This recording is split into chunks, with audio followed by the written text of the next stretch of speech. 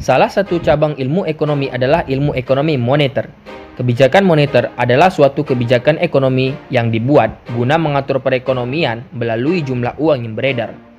Kebijakan moneter di dalam ekonomi Islam sedikit berbeda dengan ekonomi konvensional, walaupun secara prinsip, tujuan kebijakan moneter Islam tidak berbeda dengan tujuan kebijakan moneter konvensional, yaitu menjaga stabilitas nilai mata uang sehingga dapat mencapai pertumbuhan ekonomi yang merata. Secara umum, ada 4 instrumen kebijakan moneter yang digunakan dalam ekonomi konvensional. Yang pertama, operasi pasar terbuka, di mana bank sentral mengendalikan jumlah uang yang beredar dengan cara membeli atau menjual surat-surat berharga milik pemerintah. Yang kedua, kebijakan diskonto rate, yaitu suatu kebijakan di mana terjadi pengurangan dan penambahan jumlah uang yang beredar di masyarakat dengan cara mengubah diskonto yang dimiliki bank umum. Yang ketiga, rasio cadangan wajib, yaitu kebijakan yang dilakukan dengan cara menaikkan atau menurunkan cadangan yang wajib dimiliki oleh bank umum guna menstabilkan jumlah uang yang beredar. Yang keempat, imbauan moral, yaitu kebijakan yang dilakukan bank sentral berupa imbauan, saran, atau larangan terhadap bank umum. Walaupun pencapaian tujuan akhirnya tidak berbeda, namun dalam pelaksanaannya moneter syariah berbeda dengan konvensional, terutama dalam pemilihan target dan instrumennya. Perbedaan yang mendasar antara kedua jenis instrumen tersebut adalah prinsip Islam tidak membolehkan adanya jaminan terhadap nilai nominal maupun rate return atau suku bunga.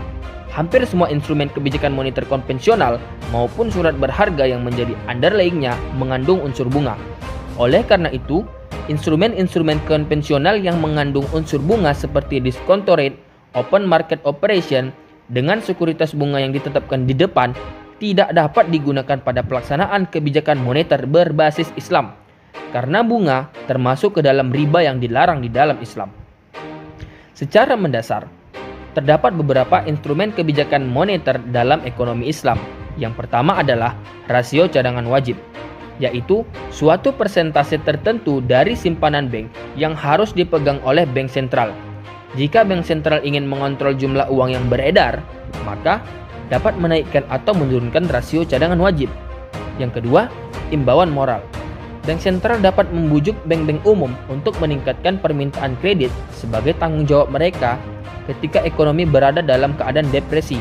Dampaknya, ketika kredit dikucurkan, maka uang dapat dipompa ke dalam ekonomi. Yang ketiga, lending ratio. Lending ratio sendiri dalam hal ini berarti qardul hasan atau pinjaman kebaikan. Yang keempat, refinance ratio. Refinance ratio adalah sejumlah proporsi dari pinjaman bebas bunga.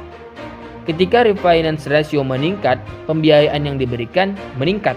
Dan ketika refinance ratio turun, bank komersial harus hati-hati karena mereka tidak didorong untuk memberikan pinjaman. Yang kelima, rasio bagi hasil.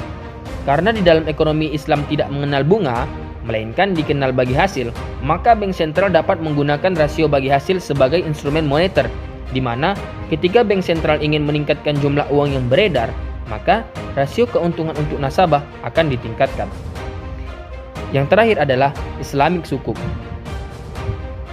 Islamic Sukuk adalah obligasi pemerintah, di mana ketika terjadi inflasi, pemerintah akan mengeluarkan sukuk lebih banyak sehingga uang akan mengalir ke bank sentral dan jumlah uang beredar akan tereduksi. Jadi, sukuk memiliki kapasitas untuk menaikkan atau menurunkan jumlah uang yang beredar dan yang pastinya sesuai dengan prinsip syariah.